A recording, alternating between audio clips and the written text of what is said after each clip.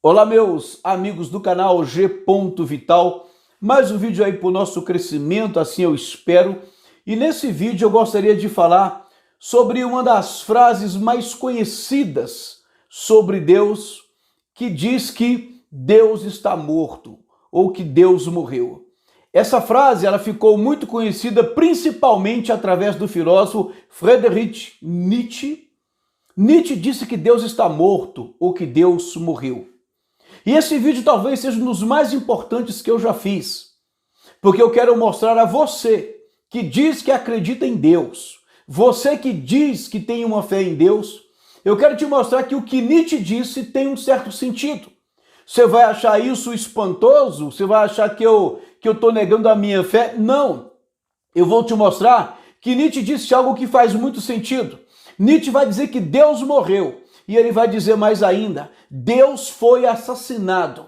E ele vai dizer que nós somos os seus assassinos. E quando você entender o que Nietzsche quis dizer, você vai entender que nós sim temos responsabilidade nisso. O curioso disso é que Nietzsche era um ateu.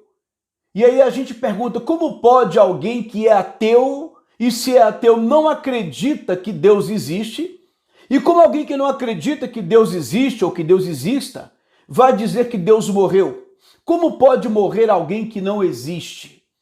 E aí, você deve perguntar, e você, Gladstone, que acredita que Deus existe? Se Deus existe realmente, então ele é eterno. Se ele é eterno e imortal, ele não pode morrer.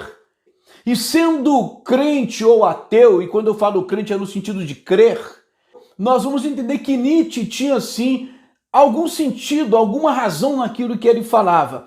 Eu vou te mostrar em 3 vídeos, vamos dividir em 3 partes esse estudo, para você entender como foi que se deu esse processo do assassinato de Deus. O plano era esvaziar o coração do homem de tudo aquilo que fazia referência a Deus, de tudo aquilo que tinha como princípio uma crença em Deus, e aí substituí-lo. E Deus foi substituído exatamente pela ciência. Existe todo um planejamento de uma elite que envolve inclusive a maçonaria. E a ideia dessa elite poderosa que queria governar o mundo era substituir Deus. E tudo tinha que ter então o respaldo da ciência. E aí você vai entender que nem tudo que a ciência fez foi realmente bem intencionado. Que boa parte daquilo que foi construído cientificamente tinha como objetivo esvaziar o coração do homem daquilo que diz respeito a Deus e substituí-lo por aquilo que agora seria científico.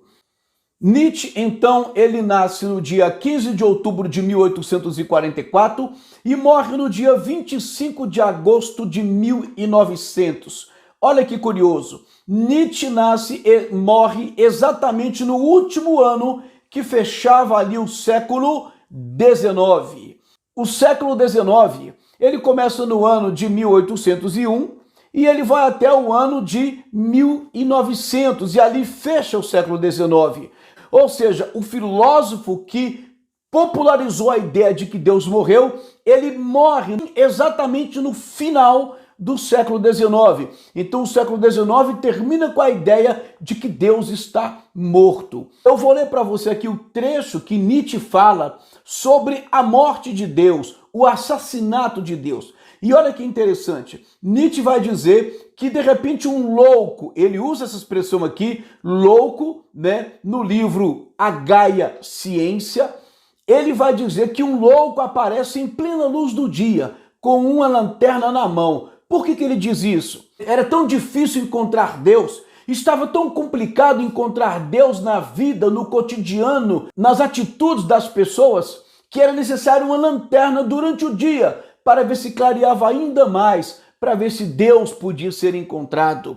Tamanha dificuldade de se encontrar Deus no coração das pessoas. E a coisa de lá para cá não melhorou, apenas piorou. Olha o que Nietzsche diz sobre esse louco. Jamais ouviram falar daquele louco que acendeu uma lanterna em plena luz do dia e desatou a correr pela praça pública gritando incessantemente, procuro Deus, procuro Deus. Mas como havia ali muitos daqueles que não acreditam em Deus, O seu grito provocou grandes gargalhadas. Olha só, as pessoas que ouviram o louco dizendo procuro Deus, elas começaram a rir, porque elas não acreditavam em Deus.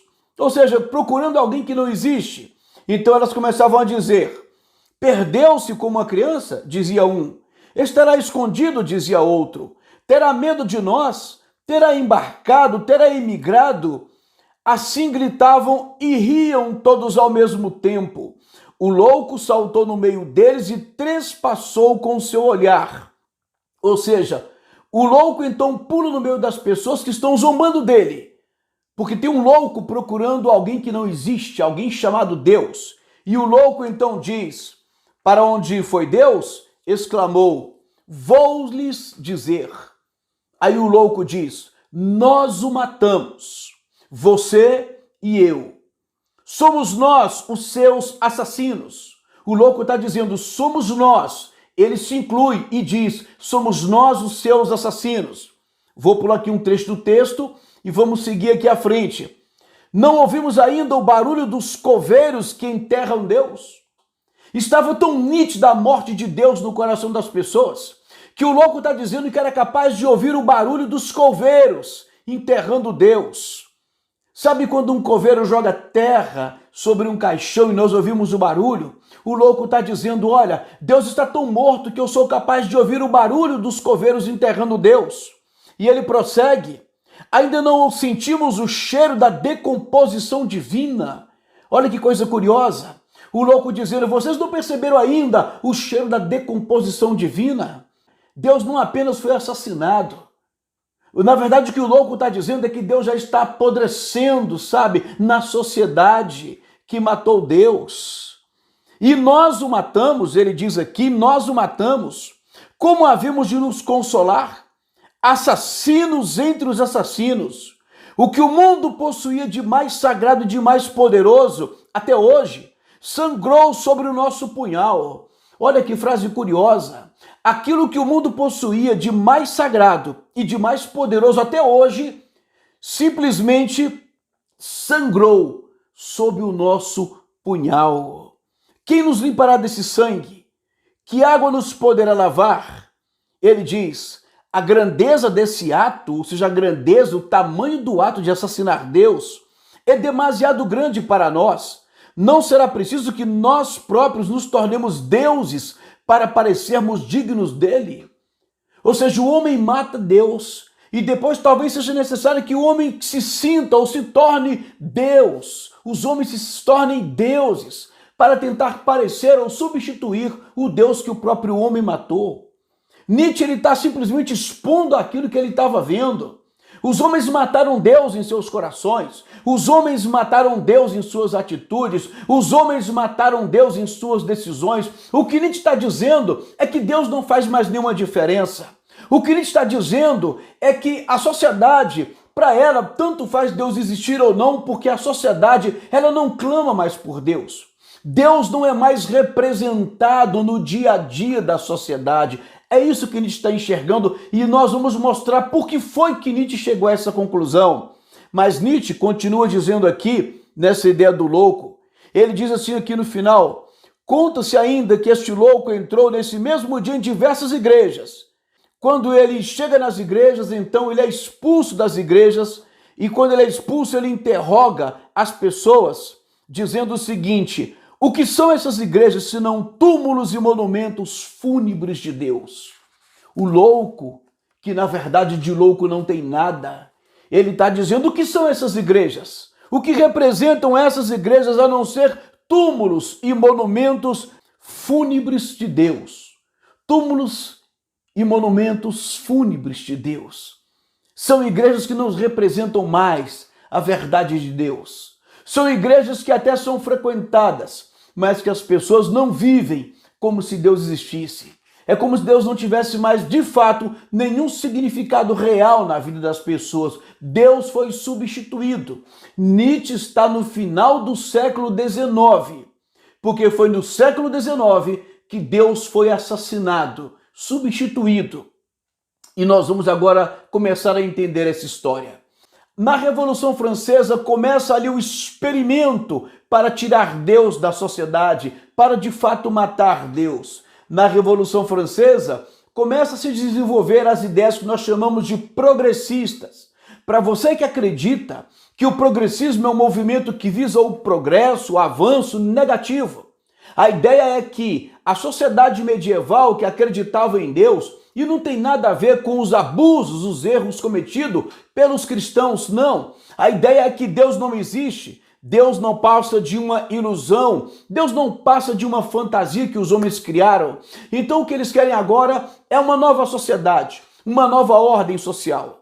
Esse movimento começa com aqueles políticos, aqueles parlamentares que se reuniam ali no parlamento francês, que estavam propondo ali uma constituição para a França naquela Assembleia Nacional Constituinte. Esses que ficavam à esquerda eram marcados por um radicalismo muito grande, eram os revolucionários de esquerda, que estavam tentando implantar aquilo que eles chamavam de movimento progressista. Agora a França ia conhecer o progresso, e esse progresso significava simplesmente uma sociedade, uma nova ordem social, uma nova ordem sem Deus, porque Deus, a fé, a igreja, tudo isso representava um atraso. Esses eram os iluministas que estavam trazendo a época, a era das luzes, já que a fé representava trevas.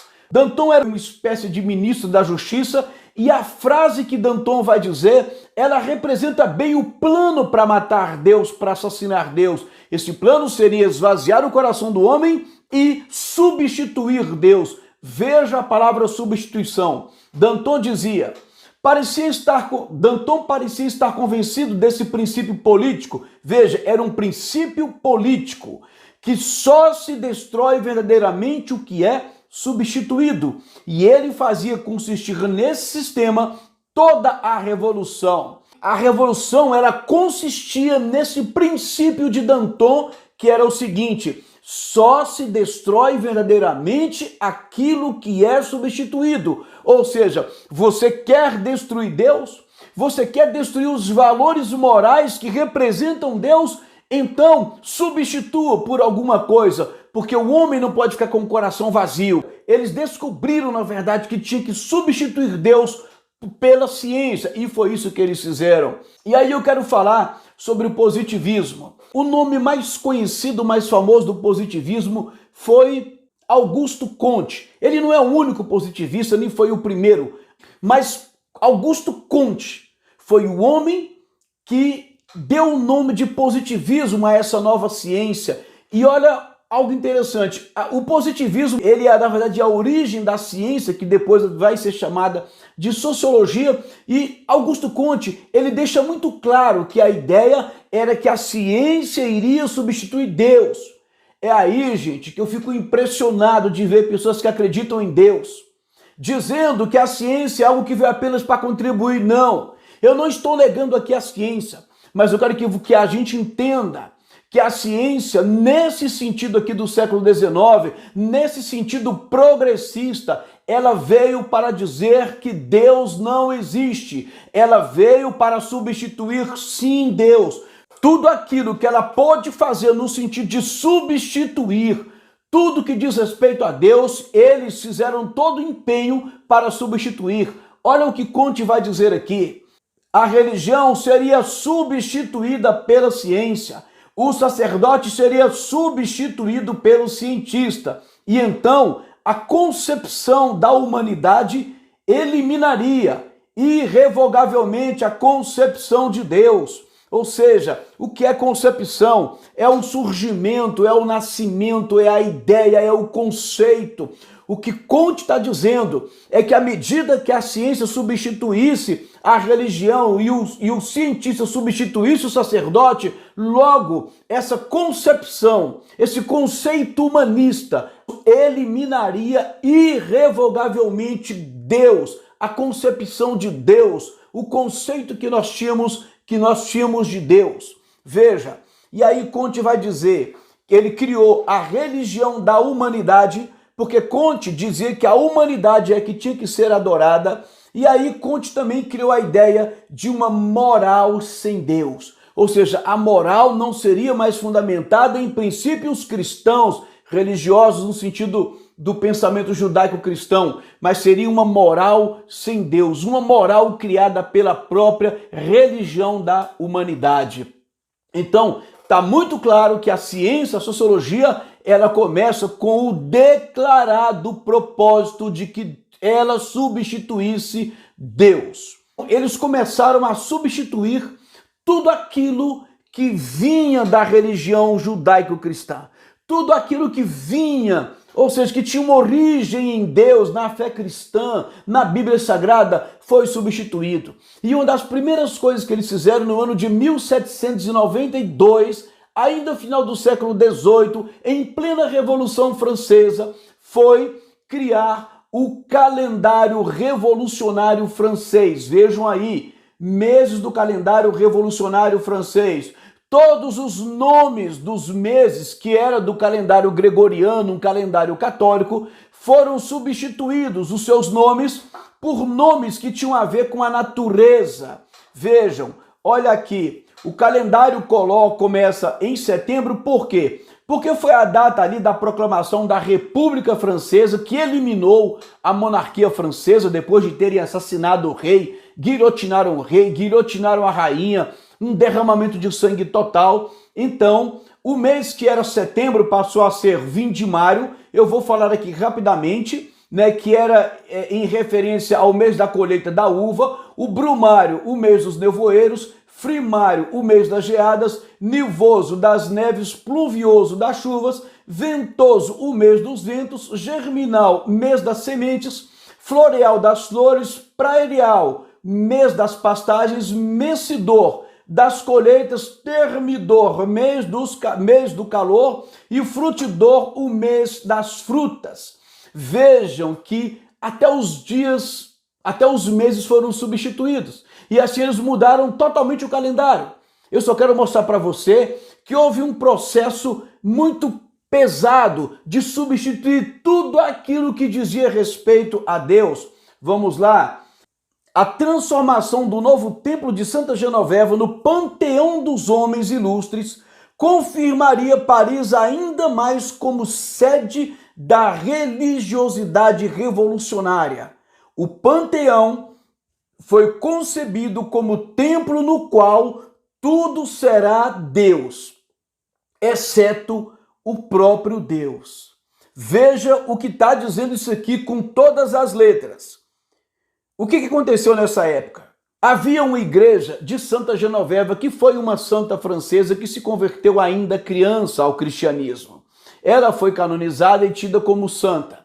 Então os revolucionários jacobinos, eles invadiram, eram homens realmente revolucionários, eles invadem essa igreja, eles arrancam os ossos, os restos mortais, que essa Santa Genoveva, ela viveu no século 4 ou 5 depois de Cristo, não me lembro bem, mas no século 4 ou 5, então ela estava enterrada lá há muitos séculos.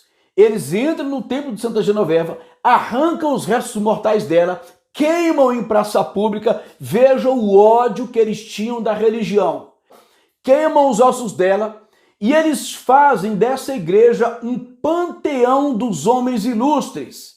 E aqui está dizendo que a transformação do novo templo de Santa Genoveva no panteão dos homens ilustres vai confirmar Paris mais ainda como sede da religiosidade revolucionária. Veja, tudo que eles estão fazendo vai confirmar Paris como sede da religiosidade revolucionária. Não é uma religiosidade cristã, judaica cristã, nada disso. Não é bíblica, não é de Deus, não. É uma religiosidade revolucionária. O curioso é que eles arrancaram tudo aquilo que era sagrado, que era divino, e eles então transformaram no panteão, aonde começaram ali a adorar literalmente homens como Voltaire, como René Descartes, como Rousseau e por aí vai. Ou seja, tirou aquilo que era divino, que era sagrado para o catolicismo e começou a implantar a adoração a homens, que para eles foram marcos ali no período iluminista. Nós vamos encerrar por aqui essa primeira parte do vídeo, deixando aí claro como foi esse método de substituição para esse assassinato de Deus. No próximo vídeo eu quero falar sobre algo muito curioso, que é a ideia de como eles fizeram para esvaziar o coração do homem. E o terceiro vídeo, talvez seja o mais importante, eu quero falar sobre 3 grandes personagens. Vamos falar de Marx, de Freud e de Darwin. 3 personagens importantíssimos nesse processo do assassinato de Deus. Que Deus abençoe a todos e até o próximo vídeo.